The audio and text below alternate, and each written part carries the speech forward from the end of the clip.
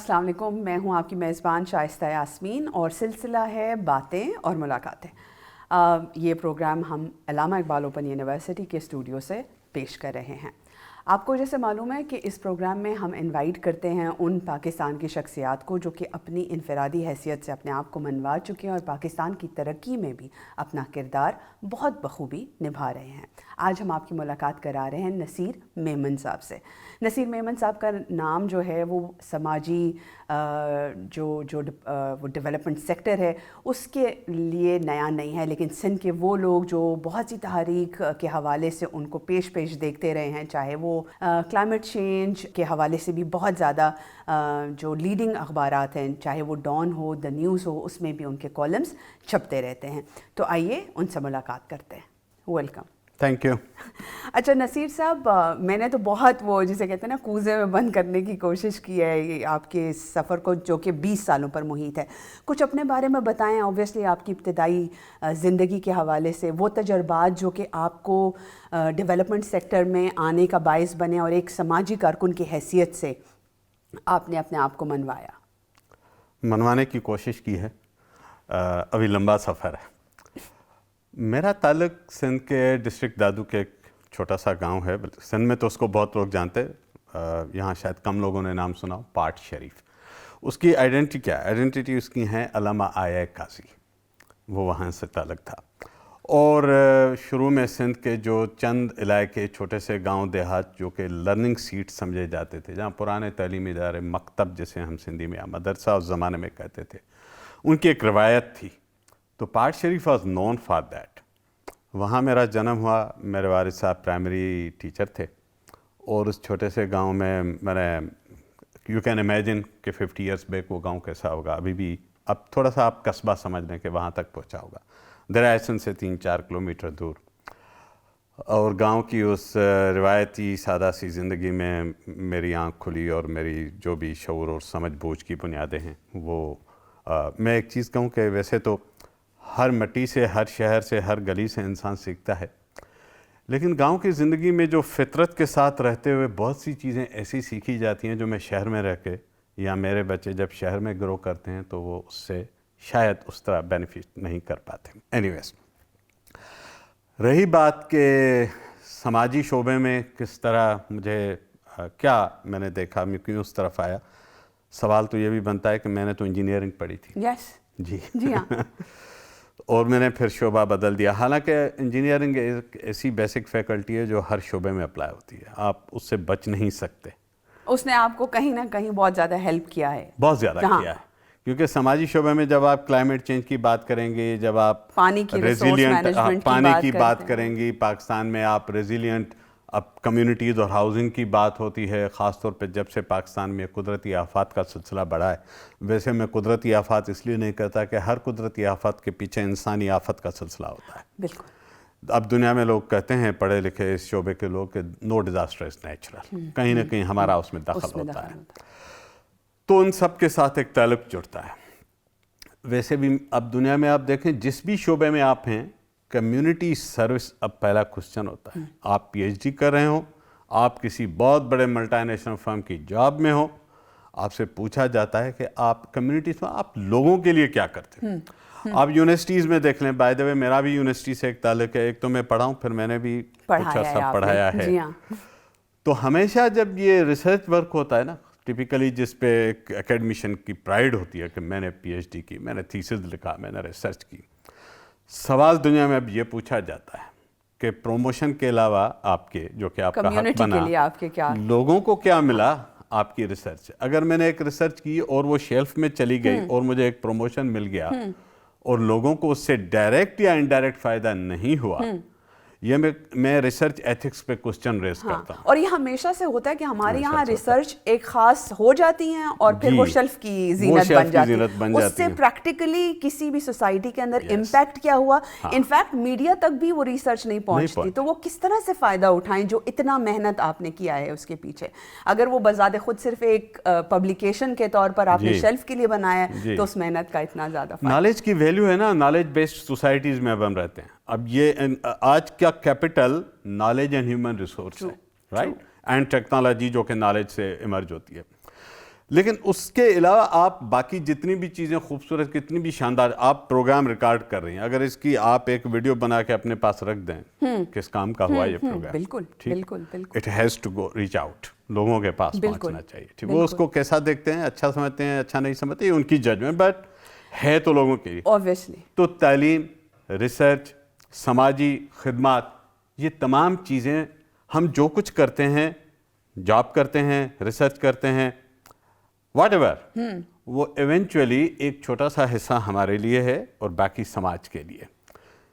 اور ہم پاکستان کے دور دراز دیہات کے جو علاقے ہیں، میں صرف اب سندھ کی بات نہیں کر رہا، پاکستان بحیثیت مجموعی زندگی میں بہت تلخیاں اور محرومیاں ہیں. بے شک. اور یہ نہیں کہ شہروں میں نہیں ہیں، لیکن اگر آپ دونوں کا موازنہ کریں گی تو رورل ایریاز کے اندر زیادہ ہے، بہت زیادہ ہے. یا جو بیکورڈ علاقے ہیں، میں اسی پاکستان کے دارالخلافہ میں بیٹھے ہوئے اسی شہر کے دامن میں آپ کو بہت سے ایسے کمیونٹیز دکھا سکتے ہیں جو کہ ڈسکریمنیشنز کا شکار ہیں، اس شہر سے ایک صدی پیچھے ہیں. بالکل ٹھیک ہے، بالکل.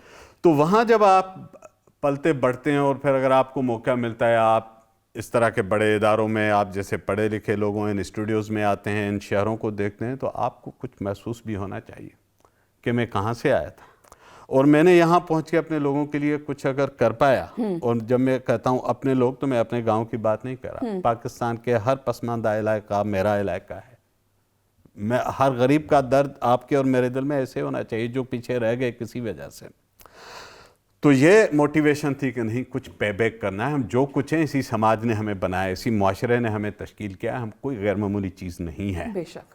ہم سے بدجا بہتر پڑھے لکھے، دانش مند، اہل علم، اہل فکر اور ریسورسز وائز بہت زیادہ آگے جو لوگ نکل چکے تھے، وہ بھی ہم ان کے ہم پلہ ہی نہیں تھے. یہاں بیٹھنے کا تو شاید میں نے خواب بھی نہ دیکھا. تو اس سماج نے، اس معاشرے نے مجھے یہاں پہنچایا. آپ ایک سیلف میڈ انسان ہیں اور آپ بڑی فخر سے یہ بات کرتے ہیں کہ میں جس پرائمری ٹیچر کے گھر سے نکلا ہوں اور میں نے بہت محنت کی ہے.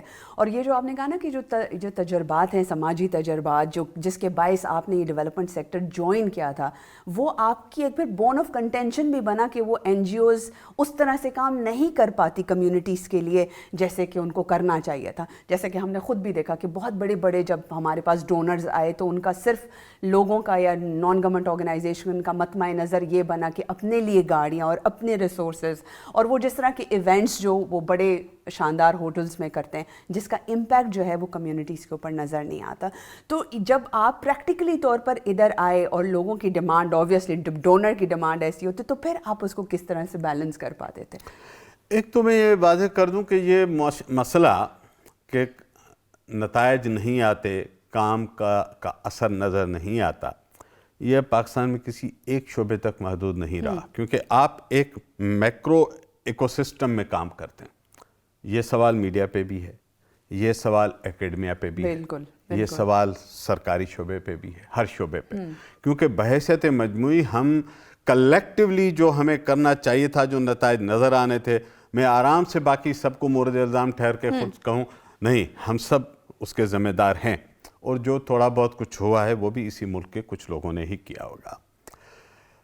این جی اوز کے شعبے میں اگر اس طرح سے شروع کروں کہ ایک وقت تو یہ تھا کہ جب یہ رضاکارانہ کام کا شعبہ تھا، این جی او لفظ ہی تخلیق نہیں ہوا تھا. مثلا ہم نے سندھ میں بچپن میں ایک آرگنائزیشن کا نام سنا، گوٹ سدھار سنگت، جس کے پاس 1 روپیہ بھی نہیں ہوتا تھا. پھر سندھ گریجویٹس ایسوسیشن، سگا، بہت بڑا نام ہے سندھ میں سماجی خدمات کا، جس کو کہیں سے کوئی فنڈ نہیں ملتا تھا. یہ لوگ کام کرتے تھے. پھر آپ دوسری طرف آ جائیں، ایدھی کیا تھے؟ ایدھی کو خیرات تو لوگوں نے بعد میں دینا شروع کی، وہ تو اپنے ننگے پاؤں پھٹے کپڑوں کے ساتھ خدمت کرتے تھے تو لوگوں نے دیکھ کے ٹرسٹ کیا. تو یہ پورا جو ماحول بدلا ہے اس شعبے کی، اگر میں مختصراً بات کروں، بات لمبی ہونے سے میں اس کو ذرا مختصر کرنے کی کوشش کروں گا. لیکن 90 کی دہائی میں پاکستان میں یہ donor funded N G Os کی شروعات ہوئی. اس سے پہلے as such donor funded N G Os نہیں تھی. کمیونٹیز کے چھوٹے چھوٹے ادارے تھے، گاؤں میں ویلفیئر ایسوسیشن بنی ہوتی تھیں. اچھا، جب تنظیمیں نہیں بھی تھیں تو لوگ رضاکارانہ کام تو کرتے تھے نا. آپ گاؤں کی زندگی میں دیکھیں، جو آج ہم کہتے ہیں نا کہ کمیونٹیز اپنے گاؤں کی، اپنے محلے کی زندگی کی چارج لیں، یہ تو پہلے تھا نا. پاکستان کے گاؤں میں آفات کے وقت کون آگے ہوتا تھا, شادی بیاہ کون مینیج کرتا تھا, خدا نخواستہ کس گاؤں میں کسی کے گھر میں فوتگی ہو جائے, کوئی اور تکلیف ہو جائے, ریاست تو بہت بعد میں پہنچتی ہے, پہلے وہی لوگ تو لوگ پہنچتے ہیں. تو یہ تو روایات تھیں. پھر ایک وقت آیا کہ ہم نے لوگوں کو کہا کہ نہیں, یہ حکومت کی ذمہ داریاں حکومت نے کرنی اور کرنی چاہیے, کیونکہ حکومت کو جب آپ, ریاست کیوں بنتی ہے؟ ریاست اس لیے بنتی ہے کہ آپ سے لیتی ہے ٹیکس اور آپ کی زندگی کا لیتی ہے ذمہ. سادہ تعلق ہے, ایک انفراسٹرکچر ہے جو کہ ایک انفراسٹرکچر ہے جو آپریٹ کرتا ہے. اب اس میں بہت سارے گیپس ہیں, وہ کیوں نہیں ہو سکا, بڑی لمبی بات ہو جائے گی. دنیا کے کئی ملکوں کا مسئلہ ہے, صرف پاکستان کا نہیں ہے. لیکن جو 90 کی دہائی میں جو شروعات میں این جی اوز پاکستان میں آئی ہیں, وہ لیوش نہیں تھی, وہ 5 اسٹار ہوٹلس میں بھی نہیں جاتے تھے. میں نے اس زمانے میں 3 سال ایک ادارے میں بغیر تنخواہ کے والنٹیئر ورک کیا, ٹو لرن, سیکھنے کے لیے, جس میں 1 روپیہ بھی معاوضہ نہیں تھا. مجھے یاد ہے ہم نے بسوں کی چھتوں پہ جا کے گاؤں دیہات میں کام کیا ہے, اور وہیں گاؤں میں کسی کے گھر کے باہر کے اوطاق کا کمرہ جو ہے, ڈیرا جسے کہتے ہیں اوطاق, وہیں سو گئے, ان کے گھر سے جو کھانا پکا وہ کھا لیا. یہ گاڑیاں اور یہ چیزیں بہت بعد کی بات ہے. گاڑیاں ہوتی ضرور تھیں فیلڈ کے ورک کے لیے, لیکن اس طرح کے کنوائز نہیں ہوتے تھے جو بعد میں آئے. 2000 پوسٹ 2000 جب $1 ملین کی فنڈنگ آئی ہے پاکستان میں, بڑے ادارے USAID, ڈیفیڈ, جن کے کام کرنے کا طریقہ اور اس کے پیچھے انٹینشنز بھی مختلف تھے, انہوں نے پاکستان کی بہت مدد کی ہے, میں اس میں انکار نہیں کرتا, لیکن ان پہ ایک بہت اسٹرانگ کرٹیک ہے جو ہم نے ان کے سامنے بھی کی ہے. یہ نہیں کہ میں آج پروگرام میں کر رہا ہوں, آپ کو پتہ ہے SPO اس معاملے میں ڈونر کو ساتھ بٹھا کے کھل کے ان کے ساتھ سامنے باتیں کرنے والا ادارہ تھا. تو یہ لیوش ہوٹلز اور یہ لیوش وہیکلز کا زمانہ زیادہ تر پوسٹ 2000 ہے. میں جب SPO میں آیا تو یہ سب کچھ یہی ایسا تھا, اور اس میں SPO کا قصور نہیں تھا. ایک اگین میں کہتا ہوں ایک ایکو سسٹم ہے جس میں آپریٹ کرتے. تو چھوٹی سی چیزیں میں نے کی, اور میں اعتراف کرتا ہوں کہ ہمارے SPO کے بورڈ آف ڈائریکٹرز نے اس کو ویلیو کیا اور اس میں ہیلپ کی. پہلا کہ چیف ایگزیکٹو کی پوزیشن کے لیے ایک پراڈو گاڑی موجود ہوتی تھی, کیونکہ اس لیے نہیں کہ چیف ایگزیکٹو بڑا نام ہے, نہیں, اس کو ایمبیسیز بھی جانا ہے, اس کو پرائم منسٹر ہاؤس بھی جانا ہے, اس کو بہت ساری اہم میٹنگز کرنی ہیں. تو یہ تصور کیا جاتا تھا, اچھا CO صاحب جا رہے ہیں تو ذرا نظر آئیں کہ یہ CO صاحب ہے نا, کوئی راستہ گیٹ تو کھولے نا. ادھر آپ پرائم منسٹر کو اگر کسی دن گاڑی سے اتار کے پیدل اپنی سیکریٹریٹ بھیج دیں تو باہر والا چوکیدار بھی نہیں چھوڑے گا, کیونکہ وہ گاڑی نہیں ہے, وہ جھنڈا نہیں لگا ہوا. تو یہ ہمارا المیہ ہے نا سوسائٹی کا. تو میں نے رضاکارانہ طور پہ کہا کہ یہ بڑی اچھی گاڑی ہے, اس کو کہیں دور دراز فیلڈ میں بھیجیں جہاں چھوٹی گاڑی نہیں چل سکتی. اس کو تربت بھیجیں, اس کو پنجگور بھیجیں, اس کو خیرپور کے نارا ریگستان میں بھیج دیں, اس کو کہیں ثوابی کے دور دراز علاقے میں ڈی آئی خان بھیج دیں. تو ہم نے اس گاڑی کو فیلڈ میں بھیج دیا, اور ایک مناسب سی کار جو کہ اسی میں بھی 4 پہیے اور اسٹیئرنگ ویسا ہی لگا تھا, میری ضرورت سے زیادہ اچھی تھی, تو وہ میں نے اڈاپٹ کر لی. چھوٹا سا جیسچر تھا, تو ایک میسج گیا کہ سب نے کہا کہ نہیں یار, بڑی گاڑی, بڑے عہدے کا مقصد بڑی گاڑی نہیں ہوتی. بڑا عہدہ نہیں ہے, بڑی ذمہ داری ہے, بڑے کام سے رسپانسبلٹیز. پھر دوسرا میں نے بورڈ آف ڈائریکٹرز کو کہا کہ ہماری جتنی بھی آفیشیل وزٹس کے دوران اسٹے ہوتا ہے یا ہماری میٹنگز ہوتی ہیں, ایون بورڈ آف ڈائریکٹرز کی, ٹھیک ہے ہمیں کوئی ڈونر پیسے دے رہا ہوتا ہے, لیکن ہم نے پرنسپلی میٹنگ میں طے کیا کہ ہم 5 اسٹار میں نہیں جائیں گے. یہ 2010 کی بات ہے. ہاں, ہم نے کہا کہ اگر کوئی ایسا ایونٹ جس میں کوئی ایسے ایمبیسیڈر کو لانا ہے جن کی سیکیورٹی ریکوائرمنٹس ہیں کہ وہ چھوٹے ہوٹل میں نہیں جانا چاہتے, تو آپ کی مجبوری ہے. آپ نے پرائم منسٹر کو لانا ہے, چیف منسٹر کو لانا ہے, ان کی سیکیورٹی کلیئرنس کے ایک چیلنجز ہیں اس ملک میں, ہمیں اس کو انڈرسٹینڈ کرنا ہے. تو ماسوا اس طرح کے چند ایونٹس کے ہم نے 5 اسٹار بند کر دیا, اور جو اس سے کم درجے کے آپ کہیں کہ 3 اسٹار 2 اسٹار ہوٹلس میں, اور وہ اچھے ہوتے ہیں, اس میں کوئی خرابی نہیں ہوتی, گیسٹ ہاؤس اچھے ہوتے ہیں, ہم نے ایونٹس وہاں کیے, میں خود وہاں اسٹے کرتا رہا. لیکن اس دکھاوے نے اور جو کارپوریٹائزیشن تھی, جو بڑی بڑی تنخواہ اور الاؤنسز کا رواج ہوا, اس نے اس سیکٹر کو اپنے کام سے ڈسٹریکٹ کر دیا. یہ آبویس ہے, اس سے کسی کو انکار نہیں کرنا چاہیے. تو میں یہ سمجھتا ہوں کہ اس شعبے کے پاس جتنا پوٹینشیل ہے اور تھا, اس سے کہیں کم کام ہوا, کہیں کم نتائج نکلے. آخری میں بات کر کے کلوز کروں, اس کی ایک بڑی وجہ یہ ہے کہ شروع میں یہ ادارے اور ان اداروں میں کام کرنے والے لوگ ایک سوچ، ایک ویژن، ایک جذبے کے ساتھ آتے تھے. ساتھ میں ٹھیک ہے ہر ایک کو تنخواہ چاہیے ہوتی ہے، وہ ملتی تھی. لیکن پھر ایک اسٹیج آئی جب یہ اچھی تنخواہ اور اچھی جاب کے نقطہ نظر کے لوگ اس میں آنے لگے، اور طے پایا کہ جس کی انگریزی جتنی مشکل اور نہ سمجھنے کے قابل ہو وہی اہم ہے اس ادارے کے لیے. جو بڑی بڑی گلوسی پریزنٹیشنز دے سکیں، سرزمین پہ کچھ کرتے ہوں یا نہ کرتے ہوں، رپورٹس خوبصورت بنا لیں، تو یہ کاسمیٹک ایرا میں یہ ادارے داخل ہو گئے اور اس کا شکار ہو گئے. بٹ وہی والی بات ہے کہ it has created that gap جو کہ کمیونٹی کے کام کو زیادہ بہتر کر سکتے تھے، وہ نہیں ہوا. آپ نے کہا کہ آپ خود اوبویسلی اکیڈیمیا سے بھی آپ کا تعلق، میران یونیورسٹی میں پڑھاتے رہے، اور آپ نے کہا کہ جس شعبے میں آپ نے ڈگری لی وہ آپ کے کام میں بڑی مددگار ثابت ہو. آج کل ہم دیکھتے ہیں نہ تو کریئر کاؤنسلنگ ہے، نہ ہمارے یوتھ کے پاس وہ اپرچونیٹیز ہیں کہ ان کو پتہ چلے کہ پاکستان میں وہ کون سے ایسے شعبہ جات ہیں جہاں پہ جایا جا سکتا ہے اور جہاں پہ یہ ڈگری مددگار ثابت ہوگی. اور ہمارے ہاں ایک وہ پرانا ایک تصور بھی ہے کہ ہم جیسے میڈیا کی بات کر لیتے ہیں کہ کچھ لوگ وہاں پر ہیں جو کہتے ہیں کہ یہاں میس کام کی ڈگری کو سائڈ پہ رکھ دیں اور آپ خود سیکھیں کہ کیا ہے. سو یہ جو ایز اے معلم آپ نے اپنی یونیورسٹی میں جب اسٹوڈنٹس کے ساتھ آپ کی انٹریکشنز ہوتی تھی تو کس طرح سے آپ نے اس گیپ کو فل کرنے کی کوشش کی؟ دیکھیں ڈگری کے اوپر بڑی بحث ہے دنیا میں. اگر ڈگری آپ کو اس شعبے کی سمجھ نہ دے پائی جو کہ باہر مارکیٹ کی ریکوائرمنٹ ہے، یہ جو ہم ڈیولپڈ اور ڈیولپنگ ورلڈ میں جب موازنہ کرتے ہیں نا، تو ایک اس شعبے کا بنیادی فرق یہ ہے کہ باہر کی دنیا میں جو اکیڈمیا ہے، جو تعلیمی ادارے ہیں، وہ مارکیٹ کو، انڈسٹری کو لیڈ کرتے ہیں. جو وہاں پہ ریسرچ ہوتی ہے، جو وہاں پہ فیوچر آؤٹ لک پہ کام ہوتے ہیں، وہ گائیڈ کرتے ہیں انڈسٹری کو، وہ گائیڈ کرتے ہیں مارکیٹس کو. اب یہ توازن وہاں بھی کمزور ہو رہا ہے. ویسے ہمارے ہاں الٹ ہے. ہمارے ہاں مارکیٹ طے کرتی ہے کہ ادارے کیا کریں. وجہ یہ کہ ہمارے جو اکیڈمک ادارے ہیں ان کے اندر بڑے گیپس ہیں، بہت پیچھے رہ گئے ہیں، ان کا کریکولم پیچھے رہ گیا. آپ ماسکام کا خود اپنے شعبے میں دیکھ لیں. جی ہاں، کمیونیکیشن ورلڈ کہاں ہم سوشل میڈیا اور اب ہم اس طرح کی چیزوں پہ بات کرتے ہیں اور ہمیں وہی پرانا پرنٹ اور الیکٹرانک. یہ المیہ اس وقت بھی ایسے ہی تھا، اس میں کوئی زیادہ فرق نہیں آیا. میں آپ کو بتاؤں، میں انجینئرنگ کا اسٹوڈنٹ تھا تو ہم ایک سبجیکٹ پڑھتے تھے سرویئنگ اینڈ لیبلنگ، بہت امپورٹنٹ سبجیکٹ ہے. اس زمانے تک ہی ماڈرن تھیوڈولائٹس وغیرہ ایڈوانسڈ اکوپمنٹس مارکیٹ میں آ چکے تھے. اب تو بہت ہی ایڈوانس ورژن ہے.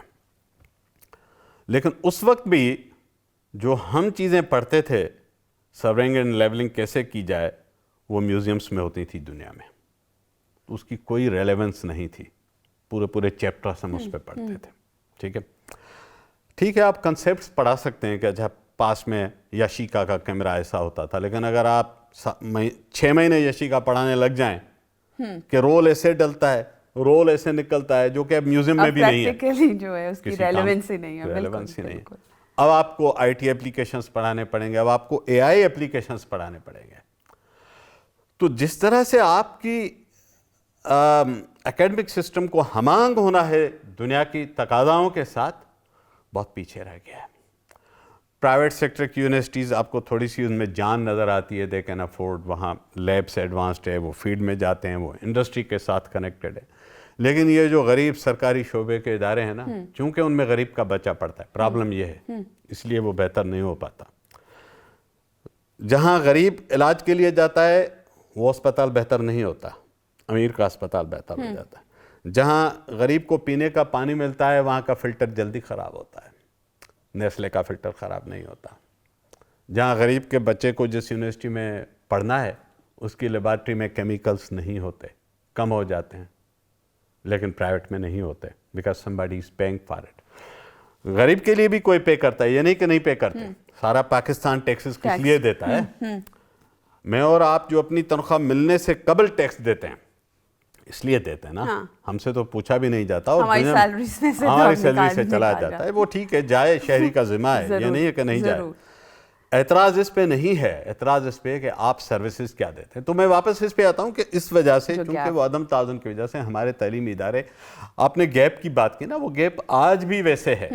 مجھے تھوڑا سا ایڈوانٹیج یہ رہا کہ میں اکیڈمیا کے ساتھ باہر کی دنیا کے ساتھ کنیکٹڈ تھا، تو مجھے تھوڑی سی سمجھ بوجھ تھی، تو وہ میں جو نالج تھی، جو میری تھوڑی سی سمجھ تھی، وہ میں اکیڈمک نالج کے ساتھ کنیکٹ کر سکتا تھا. یہ میں اسٹوڈنٹس کے ساتھ ٹائم لگاتا تھا اس چیز پہ. ٹرسٹ میں جو ٹیچنگ کمیونٹی ہے ان کو اگر سال کے 2 مہینے جو چھٹیاں ملتی ہیں، ہم بچوں کو تو ڈنڈے اٹھا کے آپ انٹرنشپ کرائیں، ٹیچر کو پہلے کرائیں جنہوں نے ان بچوں کو پڑھانا ہے. اگر انہوں نے انڈسٹری، مارکیٹ اور باہر کی پریکٹیکل دنیا نہیں دیکھی اور بچوں نے دیکھ لی، تو یقین مانیں بچے اس کے لیکچر کو کبھی دل سے نہیں سنیں گے، وہ جا کے انٹرنیٹ پہ زیادہ اچھی انفارمیشن لے آئیں گے. ویلیو ایڈیشن اکیڈمیا اب تب کر سکے گی جب اکیڈمیا کے پاس پریکٹیکل نالج ہوگی. ادروائز وہ ساری نالج جو پہلے ٹیچر سے ملتی تھی اور کوئی ماخذ نہیں تھے، یا لائبریریز میں ہوتی تھی، وہ کتابیں بہت مشکل انگریزی میں ہوتی تھیں، اب اس کے ماخذ بڑھ گئے ہیں. اب اسٹوڈنٹ ذہنی طور پر آپ کا ماتحت نہیں ہے. ہاں، اسائنمنٹ کی مارکس کی وجہ سے ہوگا، آپ پیپر ایگزام نہ رہیں اس وجہ سے وہ ہوگا، ذہنی طور پر نہیں ہے. صرف آپ کے نالج کی سپیریارٹی اس کو امپریس کر سکے گی. وہ اس ایرا جب میں گرو کر رہا ہوں، اور اس ایرا کا فنڈامنٹل شفٹ وہ ہے. اور ہوپ فلی جو ہے وہ شاید اسٹیٹ کی بھی رسپانسبلٹی اس طرح سے بہت زیادہ آتی ہے کہ ٹیچرس ٹریننگ کی مد میں وہ زیادہ فنڈز رکھیں، اپنے ٹیچرس کو زیادہ ایکسپوجر وزٹس کرائیں، ایسے انٹرنیشنل یونیورسٹیز میں جا کر لے کر جائیں جہاں پہ ہم مختلف چیزیں ہوتے ہوئے دیکھ رہے ہیں. اچھا، آپ کا ڈیولپمنٹ سیکٹر سے کارپوریٹ سیکٹر میں جانا، اس ایکسپیرینس کو کیسے دیکھتے ہیں، اور خاص کر کے وہاں جو آپ نے کارپوریٹ سوشل رسپانسبلٹی کا جو ایک ماڈل بنایا، اینگرو کی ہم بات کر رہے ہیں، اس کو آپ کیسے دیکھتے ہیں؟ Was it successful? آپ کو لگا کہ آپ کے وہ تمام تجربات جو آپ نے رائٹ بیسڈ جو آپ کے ایکسپیرینسز تھے، وہ کارپوریٹ سیکٹر کے اندر آپ اس کو امپلیمنٹ کر سکے؟ میرے جو لکیلی مجھے 3-4 شعبوں میں کام کرنے کا موقع ملا ہے اپنے کیریئر میں. میں نے پبلک سیکٹر میں بھی فار وائل کام کیا، ان اے وے یونیورسٹیز آر پبلک سیکٹر. پھر میں نے پرائیویٹ سیکٹر میں بھی کام کیا. میں میڈیا کے ساتھ بھی ایسوسیٹڈ رہا ہوں، ابھی بھی ان اے وے چونکہ میں لکھنا کرتا ہوں تو وہ بھی ایک کنیکشن ہے. مجھے یہ لگتا ہے کہ چونکہ جنرلی ہمارے مختلف شعبوں کے اندر کمیونیکیشن نہیں ہے، لہٰذا ہر شعبے کے دوسرے شعبے کے اوپر شک اور شکایات ہیں. یونیورسٹی سمجھتی ہے کہ ہم بہت شاندار کام کر رہے ہیں، یہ پرائیویٹ سیکٹر والے احمق ہیں، ان کو دنیا کا نہیں پتہ. پرائیویٹ سیکٹر سمجھتا ہے کہ سرکار میں کیسے لوگ بیٹھے ہیں، 6 دن تو ایک کاغذ سائن نہیں کر پاتے، ان کو کیا پتہ کہ کیسے کام ہوتا ہے. اور این جی اوز والے سمجھتے ہیں کہ یار ہم سے زیادہ خدمت کون کرتا ہے، یہ تو سارے کرپٹ ہیں. اور کسی اور سے پوچھیں تو کہتے ہیں این جی او والے 5 اسٹار ہوٹل میریٹ سے باہر نہیں نکلتے، پراڈو سے نیچے پاؤں نہیں رکھتے، یہ سماج کی خدمت کریں گے. اور میڈیا جو آبویسلی اتنا، اور میڈیا تو چونکہ بادشاہ ہے نا، ہاں اس کی اکاؤنٹیبلٹی وہ تو کوئی سمجھتا کر ہے ہی نہیں کہ سب خراب ہیں اور ان کو ذمہ ہے کہ سب سے سوال کریں. جی ہاں، بیچارے میڈیا کے اندر کے حالات جو انہی ورکروں کے ہوتے ہیں وہ ہمیں بھی پتہ ہے. سب کو وہ پرائم منسٹر سے تو سوال کر لیتے ہیں، اپنے ادارے کے مالک سے نہیں پوچھ پائیں گے. تو ہر شعبے کے اندر پرابلمس ہیں. میں نے کہا نا ایک میکرو ایکو سسٹم ہے جس کے اندر ہم کام کرتے ہیں. میں جو کارپوریٹ سیکٹر میں گیا، جس کو زیادہ بہتر ہے کہ ہم پرائیویٹ سیکٹر کہیں، کیونکہ اس کا کارپوریٹ کا جو کلاسیکل تصور ہے نا یورپ اور امریکن کا، اس کے کمپیریزن میں ہمارے کارپوریٹس بیچارے ٹائنی ہیں، وہ اس طرح کے نہیں ہیں جنہیں میں اس میننگ میں کارپوریٹ بھی کہہ سکوں. To me it's more appropriate کہ میں کہوں کہ یہ خانگی شعبہ ہے، پرائیویٹ سیکٹر ہے. میں وہاں بھی چونکہ سی ایس آر جو کمپوننٹ ہوتا ہے نا، کارپوریٹ سوشل ریسپانسبلٹی، وہ ہوتا ہی اس کا تصور یہ ہے کہ یہ جو بڑے ادارے منافع کماتے ہیں اس کا ایک حصہ وہاں کے مقامی آبادی کی بہتری کے لیے لگائیں.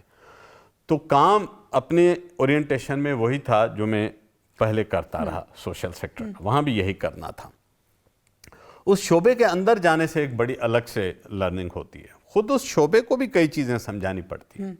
مثلاً اینگرو پاکستان کی ایک بہت بڑی پرائیویٹ سیکٹر اینٹیٹی ہے، بہت جو لیڈنگ ادارے ہیں پاکستان کے، جنہوں نے پاکستان کے بزنس انوائرمنٹ میں بہت بڑا نام کمایا ہے اپنے پرفارمنس کی وجہ سے. اینگرو ان میں سے ایک. ان میں کئی خرابیاں بھی ہیں، میں یہ نہیں کہتا کہ نہیں ہے، ہر شعبے میں ہیں تو اینگرو میں بھی ہیں.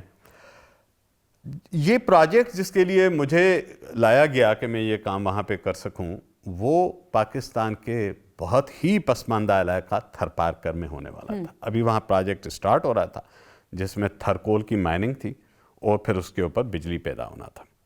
اس کا ابتدائی کام ہو رہا تھا. اب تو اس سے بجلی پاکستان بھر میں پہنچ رہی ہے. اب آپ کو پتہ ہے کہ تھر پارکر کے جو سوشل انڈیکیٹرز ہیں وہ جو پاکستان کے 5-10 پسماندہ ترین اضلاع ہیں ان میں سے ہیں. انفارچونیٹلی وجوہات پہ بات کریں گے تو بڑا ٹائم لگے گا.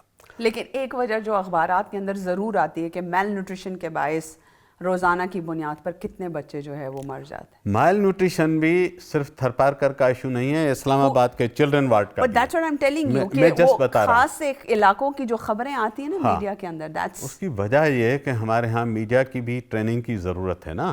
میں نے وہاں جا کے یہ سمجھا کہ یہ صرف مال نیوٹریشن نہیں تھی, یہ ایک جنریشنل گیپ تھا. جب میں آپ کو کوئکلی بتاتا ہوں, اس کے پیچھے سوشل ڈرائیورز ہیں جس کو ہم مس آؤٹ کر جاتے ہیں. ابھی وہ موضوع نہیں ہے لیکن میں کنیکٹ کر رہا ہوں.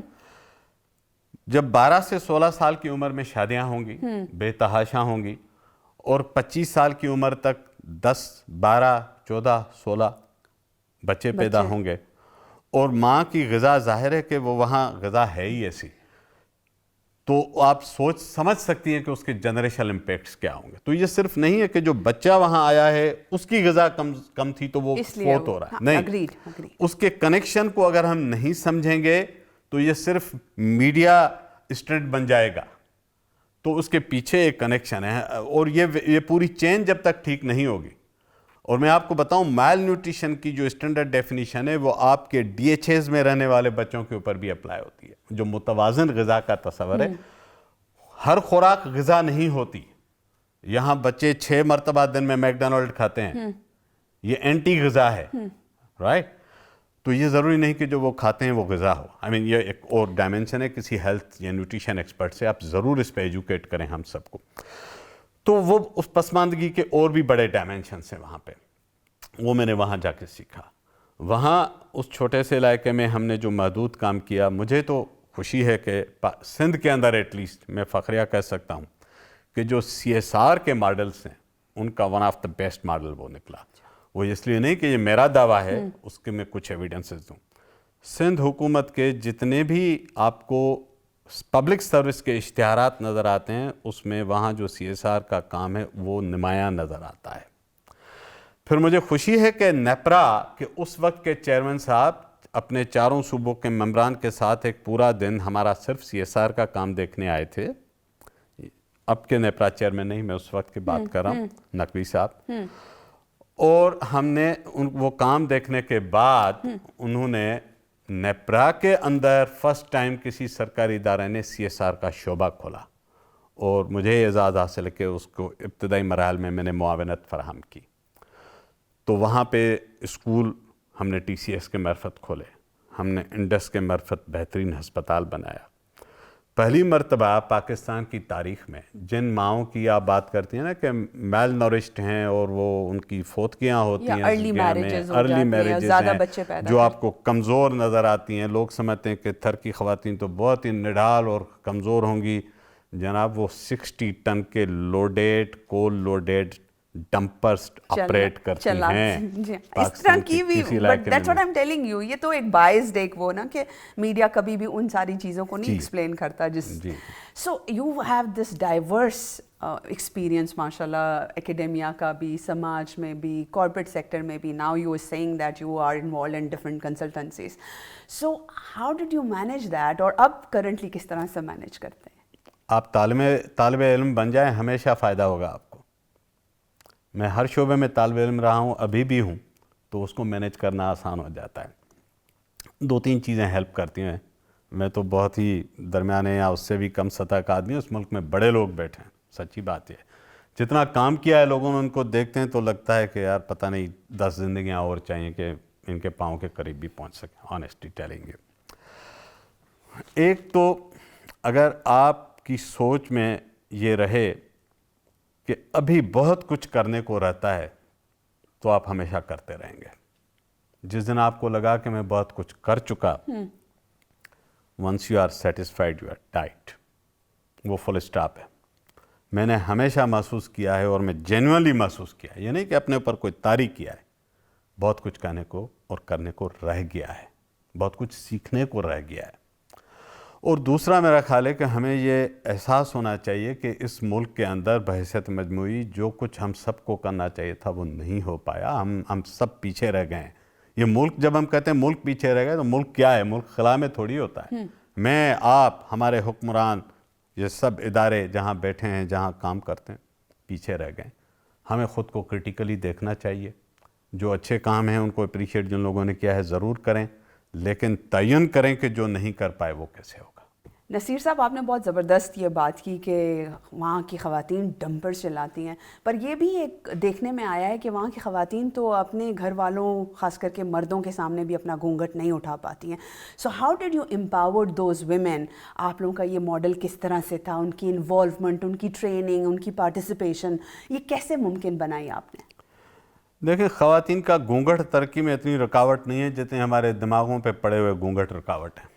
ہم نے طے کیا ہوا نا کہ خواتین یہ نہیں کر سکتی، وہ نہیں کر سکتی۔ ایک اسٹیج پہ ہم نے، جو آپ نے بات کی نا کہ رائٹس بیسڈ کا مجھے کیا فائدہ تھا، کارپوریٹ سیکٹر تو زیادہ فلنتھراپک اپروچ سے کام کرتا ہے، نیک نیتی سے، لیکن ان کی اپروچ اور ہے۔ تو میری تو ٹریننگ رائٹس بیسڈ تھی۔ تو جب وہاں پہ کام ہوا تو ہم نے شروع میں نے بات کی کہ دیکھیں ہمیں خواتین کو آگے لانا ہے۔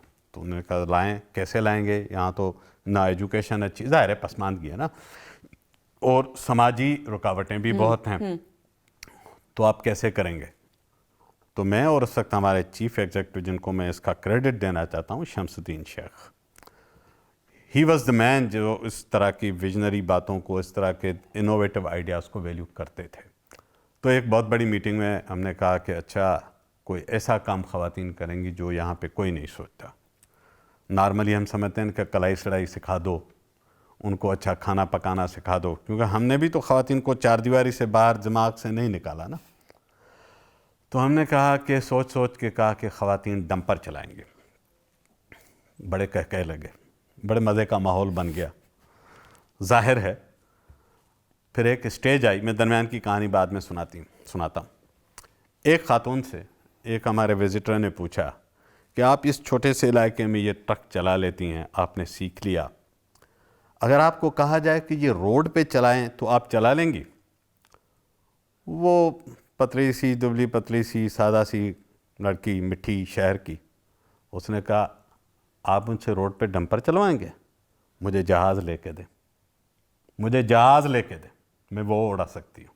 تو کہتا کانفیڈنس۔ جی ہاں، صرف ان کو ایک موقع ملا تھا، رائٹ؟ جی ہاں۔ تو ہم نے جب اس چیز کو سوچا تو یہ بالکل پاگل پنا تھا، لیکن ہم نے کہا کہ چلیں، دنیا میں اور بھی بہت پاگل ہیں، پاگل پنا ٹرائی کر لیتے ہیں۔ یہ نہیں ہے کہ ہم نے ایک دن سوچا اور اگلے دن خواتین نے ڈمپر چلانا شروع کر دیا۔ 1 سال لگا تھا، 1 سال۔ ہم نارملی جو کامیاب اسٹوریز ہیں نا پاکستان کی، جتنے بھی لوگوں کی ہیں، بڑے بڑے کام ہو اس ملک میں، ہم اس کے پروسیس پہ بات نہیں کرتے، ہم سیلیبریٹ کرتے ہیں، اچھا فلاں نے یہ کر دیا، زبردست کر دیا۔ ہم نے گاؤں دیہات میں بات کرنا شروع کی۔ آپ سوچئے ٹرانسفارمیشن کیسے ہوتی ہے۔ ہمارے ایک کولیگ تھے وہاں ہمارے ساتھ کام کرتے تھے، وہ بھیل کمیونٹی کے تھے۔ ان کی وائف سم ہاؤ، وہ پروگریسو آدمی تھے، ان کی وائف کو چھوٹی گاڑی چلانا آتی تھی، اس نے کسی طرح سکھا دیا تھا، چلاتی تھی کبھی کبھی، لیکن تھر میں تو وہ ماحول نہیں ہے۔ تو ہم نے اسے کہا کہ تمہاری خاتون خانہ پہلی ڈرائیور بنے ہماری۔ تو اس نے کہا وائی ناٹ۔ تو بات تو یہاں سے ہوتی تھی نا کہ پیڈل پہ پاؤں نہیں رکھا گیا تھا، چیلنج تو یہ تھا۔ ہم نے ان کے تھرو گاؤں میں جا کے میٹنگز کی، ہمارے پاس خواتین اسٹاف بھی تھا، ظاہر ہے لوگوں نے بھی ہمارے اوپر ہنسنا تھا، وہ جائز بنتا تھا۔ لوگوں نے سوالات کیے، بہت سارے سوالات کیے۔ جب اس خاتون کو ہم آگے رکھتے تھے اور وہ تھوڑی سی ڈرائیو کر کے دکھاتی تھی تو لوگوں کو لگتا تھا اچھا یہ بھی ہو سکتا ہے۔ پھر ایک پوری موبلائزیشن کیمپینس چلی پوری کہ ہم انرول کرتے ہیں۔ ہم نے کہا رکاوٹ یہ نہیں تھی کہ لوگ کہتے تھے کہ گاڑی کیسے چلے گی، رکاوٹ اور تھی کہ دور دراز علاقے میں ایک خاتون نگر پارکر میں رہتی ہے، اس کو تو ہماری سائٹ تک پہنچنے میں بس میں آئے تو 3 گھنٹے لگ جائیں، وہ کیسے پہنچے؟ تو ہم نے کہا کہ نہیں، ہم آپ کو ٹرانسپورٹ دیں گے، ہم آپ کو تربیت بھی دیں گے۔ اور تربیت کے دوران 2017 میں ہم 15,000 روپے کا وظیفہ بھی دیں گے اور اس گھر کے ایک مرد کو بھی جاب دیں گے تاکہ وہ ان کے ساتھ آئے, وہ خود کو سوشلی سیکیور فیل کرے. یہ 2-3 چیزیں افرمیٹیو ایکشنز جسے کہتے ہیں. ساتھ میں جہاں ٹریننگ ہوگی وہاں پہ مدرس کے لیے ہم ڈے کیئر سینٹر بھی بنا دیں گے, ان کے چھوٹے بچے ہیں وہ آ جائیں. جو تھرپارکر میں ڈے کیئر سینٹر بنا وہ کراچی کے بہترین ڈے کیئر سینٹر سے کم نہیں تھا. وہاں بچوں کے لیے ایئر کنڈیشنر بھی تھا, وہاں آیائیں بھی تھیں, وہاں فائر پروف میٹس بھی لگے ہوئے تھے, وہاں ٹھنڈا پانی اور مناسب اچھی غذا بھی ملتی تھی. ہم نے وہ تمام طریقے استعمال کیا کہ جب وہاں پر مائیں آئیں تو ان کو گھر کی طرح تحفظ کا احساس ہو. یہ پہلی چیز ہمیں ریکوائرڈ تھی. اور ہم بہترین ٹرینرز لے آئے جنہوں نے سب سے پہلے ان کو بالکل چھوٹی گاڑی پہ اسٹیئرنگ پہ بٹھا کے پہلا لیسن دیا. ٹریفک سائنس بتائیں, زیادہ تر خواتین وہاں پڑھی لکھی نہیں ہیں یا کم پڑھی ہیں, تو علاماتی جو لیسنس ہوتے ہیں وہ تو اس لیے سائن بنائے جاتے ہیں نا کہ جو پڑھ نہیں سکتے وہ دیکھ کے سمجھنا. وہاں سے ٹریننگ شروع کروائی, پھر بیسک لٹریسی بھی کروائی تاکہ وہ تھوڑی بہت سندھی میں, تھوڑی بہت اردو میں لکھنے کے قابل ہو جائیں. ان کو بنیادی لٹریسی کے کورس کروائے. پھر چھوٹی گاڑی سے چلتے چلتے چلتے چلتے ان کو بڑی گاڑی تک لے آئے. اور جس ڈمپر کی میں بات کر رہا ہوں وہ بڑی ہیبت ناک مشین ہے, یہاں کھڑی کریں تو اس دیوار سے اس دیوار تک چلی جائے گی. مختلف اخبارات میں چھپ چکی آپ نے دیکھا ہوگا. اس میں 13 گیئرز ہوتے ہیں, اس پہ سوچ سمجھ کے چڑھیے گا. اس پہ اسٹیپس کے اوپر چڑھنا پڑتا ہے, اس کے اوپر چڑھنا تک آسان نہیں ہے. یہ بالکل ایک فرسٹ ٹائم یہ مشینری پاکستان میں انٹروڈیوس ہوئی تھی, چائنا سے لائی گئی. تو پہلی بیچ جنہوں نے پاس آؤٹ کیا اس میں 25 خواتین تھیں. جب انہوں نے یہ کام کر دکھایا اور ان کو ہم پلہ مردوں کے برابر کی تمام سیلریز اور بینیفٹس وہی تھی, ان کو انشورنس دی گئی, ان کو اچھی تنخواہ جو اس وقت تھی. اب تو اس میں سے کئی خواتین میرا خیال ہے کہ 50,000 کے قریب تنخواہ لے رہے ہوں گے, اور تھرپارکر میں ایک اچھی خاصی تنخواہ ہے. ابھی بھی یہ ابھی بھی چل رہا ہے. اب تو اس کے بعد تو پہلے تو ہم لوگوں کے دروں پہ جاتے تھے کہ کوئی خاتون آ جائے تو ہم ان کی ٹریننگ کرائیں. پھر ایک وقت آیا کہ ہمارے پاس خواتین کی درخواستیں بڑھ گئیں, ہمارے پاس ڈمپر نہیں تھے کہ ہم اتنی خواتین کو سکھا کے جابس دے سکیں. میں کہتا ہوں نا, ہم نے سماج کو, معاشرے کو انڈر ایسٹیمیٹ کیا ہوا ہے, ہم نے خواتین کو انڈر ایسٹیمیٹ کیا ہوا ہے. انہی خواتین نے ڈمپر چلا کے دکھائے اور چلا رہی ہیں. ان کو وزیر اعظم نے دیکھا, ان کو یونائٹڈ نیشنز کے لوگوں نے دیکھا, ان کو چیف جسٹس آف پاکستان نے دیکھا, اس کو چیف آف آرمی اسٹاف نے آ کے دیکھا, اس کو پورے پاکستان کے لوگوں نے آ کے دیکھا. اسی ملک کے لوگ ہیں.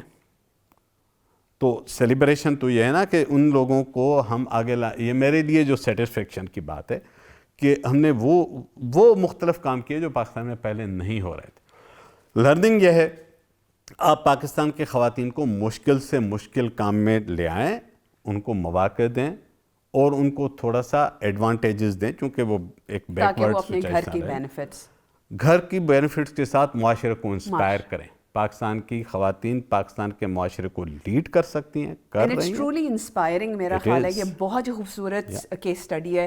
اگر میڈیا والوں نے ابھی تک اس کو نہیں کور کیا, جو کہ مجھے لگتا ہے مشکل ہی ہے, بیکاز ہمارے یہاں پہ چڑھتے سورج اس طرح سے نہیں سامنے لے کر آئے. یہ ڈیٹیلنگ بہت زیادہ ضروری ہے, اور یہ ان اسٹوڈنٹس کے لیے بھی بہت زیادہ اہم پیغام ہے جو اپنے آپ کو اپنی زندگی میں کچھ کرنا چاہتے ہیں, کہ ہمیشہ اپنے آپ کو طالب علم تصور کریں. یہ تصور کریں کہ آپ نے اپنی زندگی میں یہ جو سیکھا ہوا جو کام ہے, آپ ہمیشہ سیکھنے کے لیے تیار رہیں گے, کیونکہ یہ آپ کے آگے بڑھنے کا ایک واحد راستہ ہے. شائستہ یاسمین کو اجازت دیجیے. اللہ نگہبان.